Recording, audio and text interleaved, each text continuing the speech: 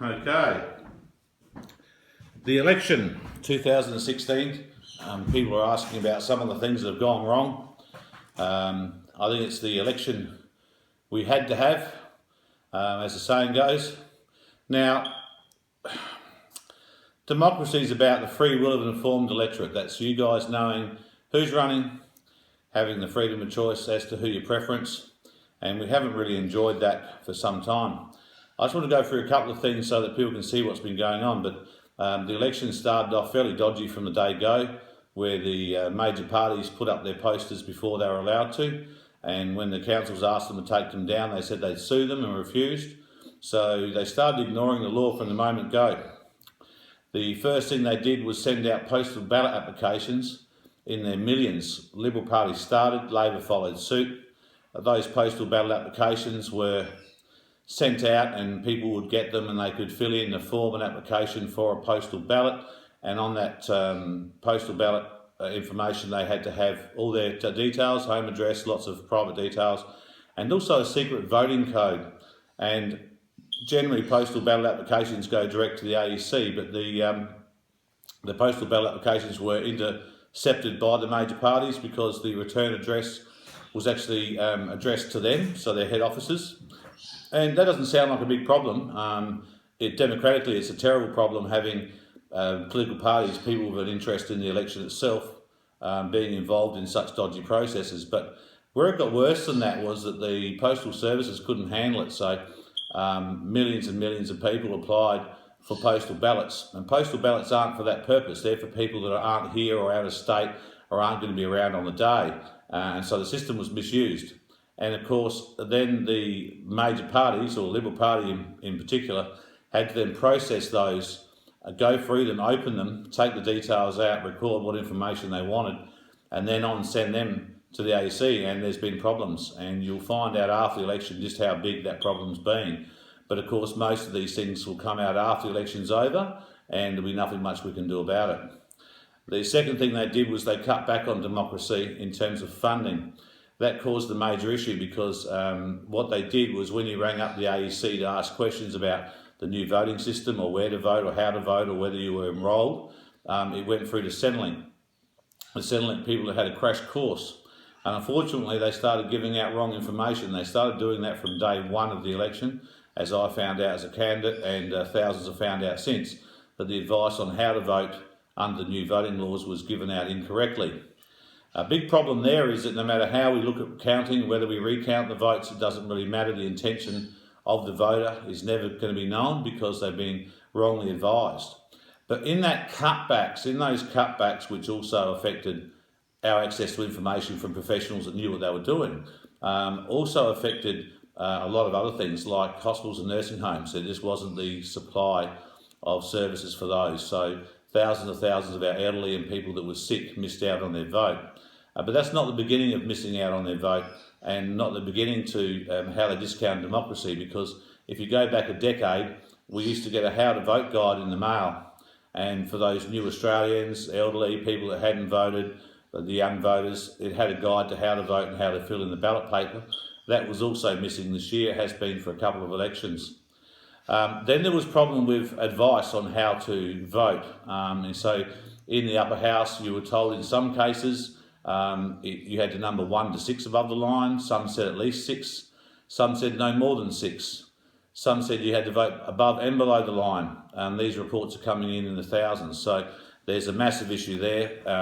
But the fact was that if you just wrote 1 in a box above the line, that was a valid vote.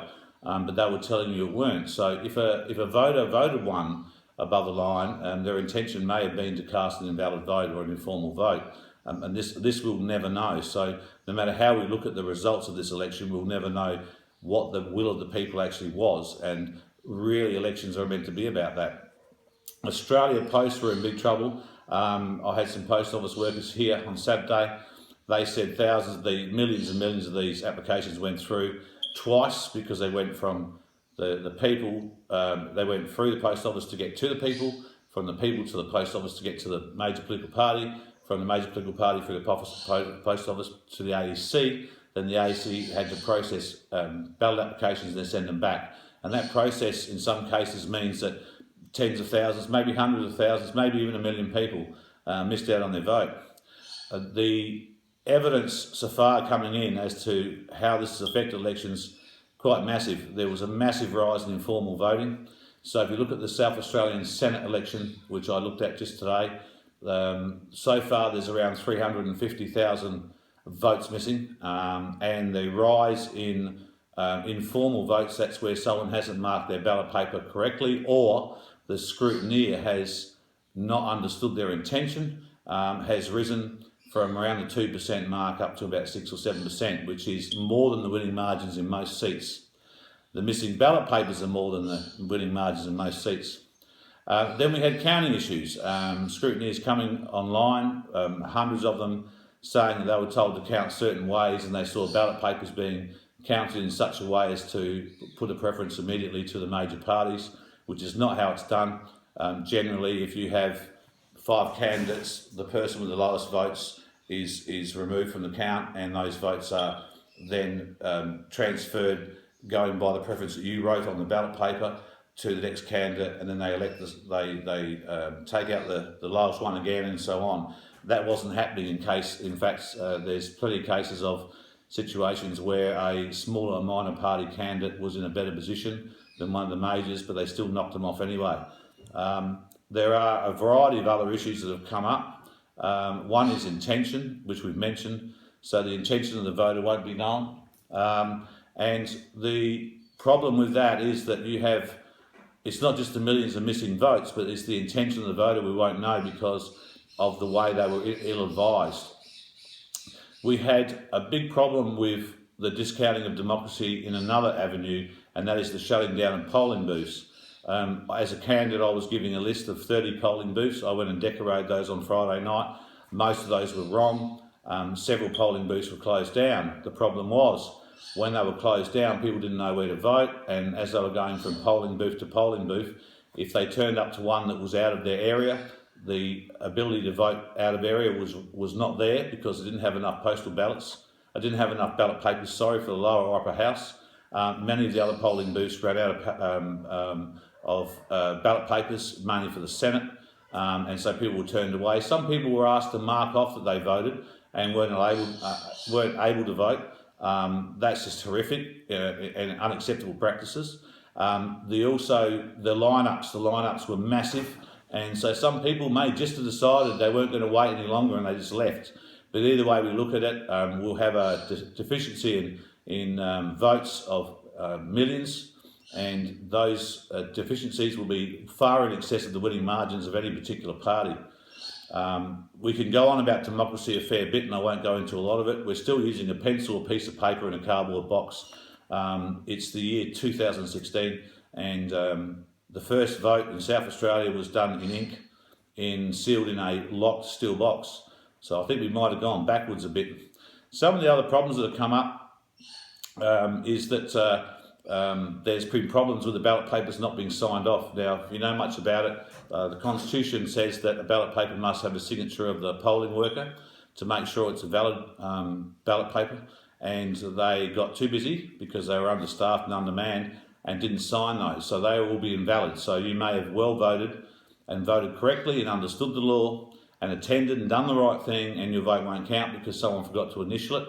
They're now saying they may allow all of those to go through, which means that if there's been any fraud involved in the election, they won't get caught out, which is amazing, absolutely amazing. And there's a lot of other things that went on in the election, and a couple you may have noticed was the media itself. The polls were saying that independents were and minor parties were having a swing towards them of 30%, but we see by the results a swing away from them. The only swing of 30% we've seen is lost ballot papers. Now we can say that's dodgy, we can say it's because they didn't have the money, the finances to do it properly, whatever it may be. The election's failed, it's failed dismally, it's unacceptable rubbish. The media themselves, you couldn't access who the players were. The lift-outs in South Australia, and I can't comment on other states, would tell you about each electorate and then give you a list of 3 people running in there. That would normally be in South Australia, that would be in Labor, Liberal and Xenophon. In the other states it was Labor, Liberal and Greens. So a lot of hard work was put in by the media and the politicians to scare people from voting for minor parties, and when they couldn't scare them, to make sure they weren't aware we were running, and that's reflected in the vote. So one would have thought it would be very simple in Australia, the fabulous democratic nation, that we could have had that guide to how to vote come in our letterbox so that people knew how to vote and understood what the rules were, to make sure that their intention was clear when they marked their ballot papers. We could have had enough polling booths. We could have had polling booths set up with enough staff to make sure this was managed correctly. We could have made sure there was enough ballot papers there. We should have had the polling booths out in the regional areas. We should have had the staff from the AEC going to the schools and hospitals and AIDS facilities to make sure that those people got their democratic right to vote. We could have made sure there was better security. We had issues coming up in the thousands relating to how it was counted, the advice given, and everything else. So the election has failed. It's failed dismally. The true results of how much of a failure that has been won't be known for a month, and by then there's nothing we can do. And this is a run-on from elections in the past. In South Australia, we had an election with 77,000 people missed out on their vote, and 26,000 ballot papers went missing, and all sorts of these problems arose, and no one arced up, and that was allowed to stand. And I took it to court, and it was proven that the election was rigged, and there was still nothing we can do. The Chief Justice said, and please take note of these words, "You cannot invalidate a general election regardless of the conduct or the count of the election." Now, those findings have brought about all this to happen, because it doesn't matter what's happened, who's missed out on their vote, who gets elected, and whether they should or shouldn't have been elected. There is nothing we as a population can do about it. And I don't accept that. I don't think it's right. I think we need to arc up here and say, look, we don't want to leave this as it is. We don't want to go to the next election and start finding 40 or 50% of the votes missing. No one in Australia should miss out on their bloody right to vote. Every single ballot paper should be signed and secure and done correctly. Elderly shouldn't have missed out. The Aboriginal community shouldn't have missed out. The regional country shouldn't have missed out. And people arriving at ballot booths should not be turned away and sent home. And they shouldn't have had to wait hours and hours and hours and miss out on their vote. And it's unacceptable. And these things will get washed over. The mainstream media won't care as long as one of the major party gets into power. The people of Australia are sick to death of this shit. They're sick to death of the two-party system, and they tried to send a strong message to them, and it has not been heard because your message is not getting through.